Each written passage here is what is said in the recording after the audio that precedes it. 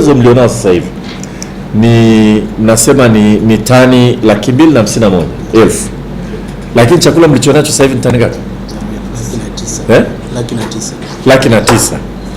Kwa hiyo jamani, tuna excess capacity ya kuhifadhi chakula, inakuwa ni changamoto. Lakini sasa tuna double, almost tuna double, tunaingia kwenye tani 501,000, sio? Kwa hiyo all of a sudden mtakuwa na huge capacity ya kuhifadhi chakula, alafu hela za kununua chakula hamna. Na mkopo tumechukua kujenga hivi vihenge hivi ni mkopo, na huu mkopo umechukuliwa kutoka Poland katika ule utaratibu wa kuendeleza biashara ya Poland. Ule utaratibu unatumikaga na Exim Bank, kwamba unaenda kuchukua mkopo kwa masharti kwamba kila kitu, mkandarasi na nini, mnachukua kutoka kwenye ile nchi. Kwa maana fulani ni mkopo ambao unanufaisha Poland na unatunufaisha sisi. Ni mkopo wa bei nafuu sana, lakini ni mkopo ambao kwa kawaida wakandarasi wa kule Poland wanakuwa wanafukuzia sana. Kwa hiyo ndio naitaga vendor driven project. Nimekaa hazina 2 years, I've seen this. Watu wataka kwenda kukopa China, utasikia yani wanaopita huku ni wakandarasi ambao wanatafuta ile kazi, wanahangaika kweli kwamba chukueni ule mkopo kwa sababu wao ndio wanapata kazi. Tumeshajenga vihenge hivyo na matatizo na mkandarasi, hilo tutalishughulikia. Mwenyekiti, tutajaribu kuongea na balozi wa Poland kwa manalo hili kidogo lina mahusiano kwa sababu tushatoa mkopo na huyu ametoka kule, tumalize vizuri, sehemu kubwa ya kazi inaenda vizuri, tumalize. Lakini sasa hiyo excess capacity mliosema ya kuhifadhi chakula bado itakuwepo. Sasa kwenye hilo lazima tuanze kuwa na ubunifu. Tunafanya nini? Siwezi kutabiri hela zitakuja ama haziji, lakini ninachoweza kusema wako watu wanataka kuhifadhi chakula. Kwa hiyo tulifikiria hilo in the immediate term, kama kuna vihenge vimeshakamilika na kuna watu wako tayari kuvilisi kwa muda, tuliangalia hilo uwezekano. Sawa mwenyekiti, wakati tunajaribu kubuild up our capacity ili tuendelee, vihenge hivyo vianze kutumika kuhifadhi chakula hata kwa sekta binafsi ambao wanahitaji. Kwa ile vile vyakula ambavyo tumeshaanza kuvinunua mahali ambapo tunaweza tukavihifadhi, ile iliyobaki tulize out, tukijua kwamba ni stop gap measure, kwamba tunafanya hivyo, lakini baadaye tutakuja kuangalia kama tunahitaji vihenge vyote. Na nasema hizi vendor driven projects ni wakati mwingine mnakuwa na excess capacity which probably we don't need. Lakini mnajua kabisa projects za rununu zinafukuziwa sana na wakandarasi. Huyo anawasumbua. Utakuta alikuwa anapita kila corridor, jamani sign contract, jamani msaini, kwa sababu anajua ndio anapata hiyo kazi. Anyway, that's a different matter. Kwa hiyo kazi iliyopo ni hiyo. Lakini vile vile najua mmelifikiria hilo, lakini ningependa nione business plan yenu. Kwa sababu tutajitahidi kutokuwa push kwenye artificial price ambayo sio sustainable, sio endelevu. Tutajitahidi. Lakini ni ukweli kwamba kama mnaweka wanaita nini maoteo mazuri, mnaweza mkajua kipindi gani, najua mnafanya hivyo, timing gani ya kununua. Na time nzuri ya kununua wakati bei ikiwa ndogo sana. Na ukinunua wakati bei ikiwa ndogo sana, in fact unasaidia kidogo bei ianze kupanda kidogo. Alafu when to release, kuuza wakati bei imepanda. Na bei ikiwa imepanda sana, mkirelease kidogo mnahakisha ipande sana, na inamsaidia mlaji vile vile wa chakula. Hasa hii kidogo inahitaji mbona mtaalamu wa takwimu, mchukue historical data, mziangalie vizuri. Hilo mliangalie ili baadaye hela zilizopo ziendelee. Kwa naongea na mwenyekiti pale, kwa miaka miwili iliyopita budget ilikuwa bilioni 15. Sasa hivi imekuja 14. Sasa kwa hizo 15 mlinunua na mnauza, na sasa 15 mlinunua mnauza. Kwa hiyo ziko ngapi sasa? Kwa hiyo inabidi tuzione, kwa sababu nadhani running cost inalipwa straight kutoka hazina, sio? Si ndio? Hapana. Mshahara mnalipwa nani? Mshahara tunalipwa na pati ya IC, lakini ile ya kurani hifadhi ambayo ndio gharama kubwa sana ya kwetu wenyewe. Sawa, lakini si ndio uhifadhi tu hiyo, ambayo hata sekta binafsi kama akifanya biashara hiyo gharama inaingia. Kwa hiyo wanaofanya biashara sasa hivi wanapeleka Kenya, wanapeleka wapi? Si wanahifadhi vile vile. Kwa hiyo mimi ninachosema ni kwamba tuangalie mahoteli ya mahitaji na tuangalie zile fluctuation kwenye soko, tujaribu kutumia vizuri zaidi, ili kwamba kama tulikuwa mwaka juzi tulikuwa bilioni 15, I'm sure haziwezi kayuka zote, si ndio? Alafu mwaka unafuata bilioni 15, hata kama basi inakuwa sio biashara ya faida, natarajia zitakuwa zibaki bilioni 12, 13 along the way. Ukichanganya nazo unazokuja sasa hivi, you build up. Unless of course chakula kimetolewa kama msaada, lakini niliuliza for quite some time sasa hivi hatujafanya hivyo. Mahali kwenye njia ambapo tunapeleka chakula kwa ajili ya relief, kama hatujapeleka tunauza, I will expect kwamba tutakuwa tuna track down yale mawimbi yale ya bei, na tunayafanyia mahoteli mazuri. Tuna capture wakati bei iko chini, tuna release wakati bei ikiwa juu. Ukifanya hivyo unajisaidia kuwa endelevu, lakini vile vile actually utasaidia kidogo ku flatten the curves, you may say, yani kwamba bei siwe chini sana. Okay, ikiwa juu sana ujue vile vile ikiwa juu sana namuumiza mlaji. Kwa hiyo tutakuwa tumestabilize hivyo. Nadhani ningependa sana nje nione business plan mwenyekiti ambayo inatusaidia kupeleka huko. Sisemi kwamba tutapigania hela zije, lakini ningependa hata kidogo tulichonacho tujaribu kiangalia business plan yake inakwendaje. Sawa jamani, wajumbe, tafuteni hata wataalamu wafanye. Alafu pili, ni vizuri tutumie, wajua watu wanasoma darasani. Mimi nilikuwa nafundisha, kumbe wakati nafundisha alisoma pale chuo, nafundisha econometrics. Maana yake vile vile ni kumap out hata variables ambazo zina explain output, na kujaribu kupredict vile vile, kujua ni kipindi gani tutakuwa na shortage. Na hili ukiwa na wataalamu vizuri unaweza kaanza kutabiri. You cannot never be perfect, na ni engineer, lakini unaweza kujua kwamba ni kipindi gani ambapo tunaweza tukawa na acute shortage, ambao mnaweza mkashauri vile vile. Nadhani kwamba sasa hivi inabidi to stock more, kwa sababu maybe the coming year things will not work very well.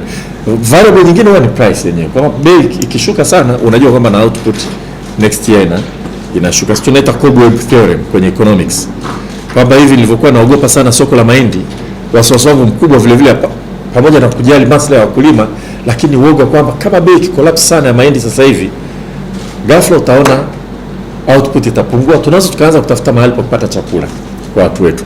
Kama ulikuwa nasikia napiga kelele mahindi si bangi, acha yauzwe popote, nilikuwa nasikia hiyo.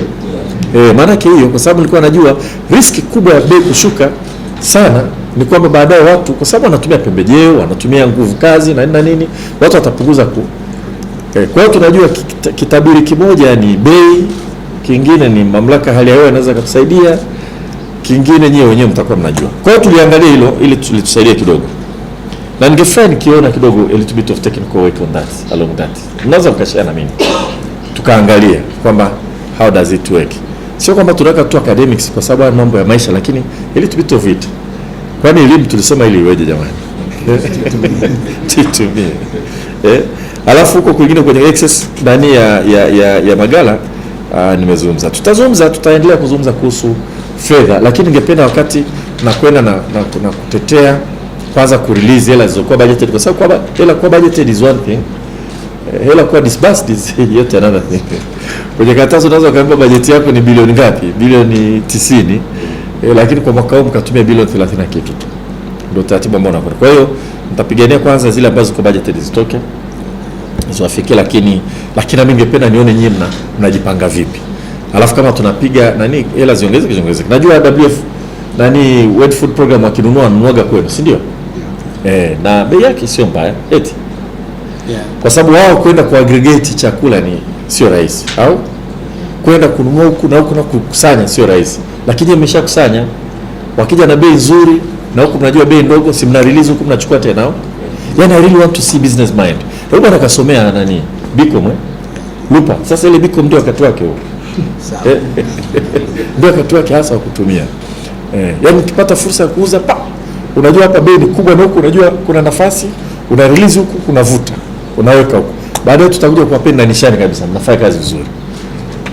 Hata na marupurupu. Lakini mfanye hivyo WFP ongea nao. Kuna shortage sasa hivi naona nilikuwa na check hali ya hewa kidogo huko. Kuna sehemu zina stress sana. Nadhani Madagascar kama sikosei. Nimeona kama Zimbabwe bado kuna stress. Kwa mnaangalia, mnaanza kuapproach, mnaomba chakula kiko hapa. Toa clear magala wakati mnajua shambani mnaenda kuvuta. Kwa sababu sasa hivi bei ya mahindi iko chini sana. Leo shilingi ngapi sasa hivi kilo moja? Yule mtu wa masoko ndio. Ni wewe. Ya shilingi ngapi mahindi sasa hivi? Sasa hivi Mheshimiwa Waziri, ina range kati ya wastani wa 420 mpaka 400. Kwa wastani. Ukienda kama Ruvuma sasa hivi? Ruvuma iko kati ya 380 mpaka 450. Around 450. Lakini the best way inakuwa shilingi ngapi? Kwa Ruvuma. Kwa 450 sio mbaya sana eti. Sio mbaya sana. 400 mpaka 500 sio mbaya sana. Hasa nyinyi na nyinyi msio mnapigwa. Nadhani bei sio kubwa kiasi hicho jamani. Kutoka sokoni private private ndogo lakini mnanunua kubwa, hamtaka kuwapiga wakulima mnawalinda. Hizo ndio bei ambazo ziko za private. Kwa sisi tulikuwa tukinunua kwa bei kama ulivyokuwa mnatoa utangulizi awali. Kipindi cha nyuma tulinunua kwa 500. Kwa maelekezo. Okay. Na mkiuza WFP? WFP kwa inategemea huwa na mazingira yao, kwa sababu mara nyingi wanatangaza zabuni. Lakini inaweza kaenda mpaka 600, 600. Kwa nini msipambanie sasa tuuze mahindi? We have excess. Wewe ni mtu wa masoko? Ndio. Hebu kwa maana hilo fupa bwana. Sawa Mheshimiwa. Nimeshaanza kuchukua. Ongea nao na ningependa kuona viongozi wao nikutana nao ofisini tuzungumze tupunguze kidogo kwa sababu kuna stock ya msimu huu unaoisha bado stock si ipo ya mahindi. Si bado ipo Mheshimiwa Waziri ipo. Na tutashukuru kwa hilo kwa sababu tumeshaanza majadiliano kwa hiyo itaipa nguvu. Nitaongea nao vile vile. Sisi ni serikali, hata kama ni mambo ya zabuni sijui nani anaweza kukompiti na NFRA. Sawa? Kwa hiyo hilo moja la pili ukiacha ile nilivyosema kwamba hivi wengi vikamilika immediately vitumike. Kama hamjajaza mahindi yetu tuache tu sekta binafsi itumie as an interim measure mwenyekiti. Kuliko kuacha hivyo na wakati kuna watu wanahitaji. Wale wakitumia si mnachaji hela. Mnapata hela kidogo. Hatusemi kwamba ndio itakuwa continuous lakini at least you make some money along the way, unatoa service to the economy. Alafu wakati wote tunajipanga kama ndio sisi tunatakiwa tujaze au vipi. Hayo ni mambo mengine ya kuzungumza kwa sababu ningetarajia vile vile kwamba analysis ilishafanyika kwamba tunahitaji kama NFRA tunahitaji storage capacity kubwa kiasi gani. Maybe this was not done kwa sababu this is ile vendor driven contract wakati mwingine ni ngumu kumanage. Sio kama mnanielewa. Lakini sisi tufanye hivyo tujue kabisa kwamba tunahitaji stock kiasi gani. Nyinyi mnaweza mkasaidia sana kwenye stabilize price. Ila if you make a mistake gharama yake kubwa kwa serikali kwenye budget. Lakini if you are smart enough lazima utakuwa unapata excess hela hapa wakati mwingine kunakuwa na kabafa kidogo. Hebu jaribu tuende kwa ubunifu namna hiyo. Lupa. Si ndio bwana? Actually I'm happy kwamba ni mtu wa marketing amepewa hii kazi. Sawa. Engineer angeweza kutengenezea madaraja tu lakini hapa ungetengeneza silos. Okay, kwa hiyo hilo hayo ambayo nitakusema lakini mengine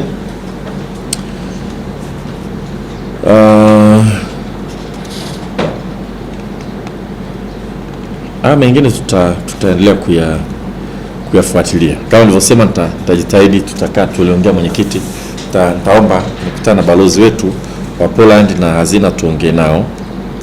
Alafu vile vile hiyo ya kuhitaji technicians, serikali nao technicians kama hatuajiri sasa hivi tunachukua kutoka idara nyingine za serikali. Kianzia TANROADS huko Wizara ya Ujenzi. Kwa cha muhimu tutakaa tutaomba watuletea watu tusije tukawa tumaliza kazi alafu tunabaki na vihenge havina mtu alafu vinaharibika. Lakini serikali ndani ya serikali, na kwa sababu inawezekana swala la kuajiri upya likachukua muda, lakini swala la kuhamisha mtu kutoka idara moja kuja huko pengine ni rahisi sana. Tutalifuatilia, tutalifanyia kazi na mwakilishi wa katibu mkuu, hilo tulibebe. Hayo ndio tulitaka kusema, yametosha kusukuma kidogo swaumu. Sasa tunaweza tukana. Kwa hiyo naombeni, nilianza na neno ubunifu, tuende na huo ubunifu, tusitaki riski kubwa, lakini tuende na ubunifu. Tunajua bei imeshuka sana, tuangalieni soko, kuna WFP, tu negotiate haraka, tununue, tuuze, tutengeneze faida. At some point maybe you always need some kind of subsidy from the government, ruzuku, lakini unaweza vile ukajenga mfumo ambao kwa kweli huhitaji sana. Hii haijawekwa kama commercial enterprise completely. Ni institution ambayo kazi yake ni kubwa kuliko just biashara, kwa sababu ni ya kulinda uhakika wa chakula, lakini there is sufficient room for doing it commercially bila kutake excessive risk. Tunaelewana jamani? There is a sufficient na sisi tutajitahidi tusiwatumbukize kwenye madeni makubwa.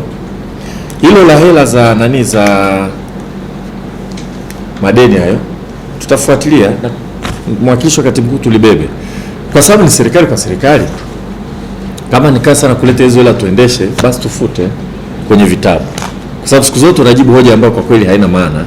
Sasa ni serikali imechukua, sisi kama serikali tumechukua, tumeenda kutoa chakula kwa watu wenye uhitaji wa chakula, kwa sababu hela hazijarudi hapa kuchukua tena, na kama hazitarudi tutafahamu kimoja, tutaenda kuzungumza. Na hata kama tukifuta deni, si bado, kama ni swala la budgetary allocation, bado tunaweza tukafuatilia tu.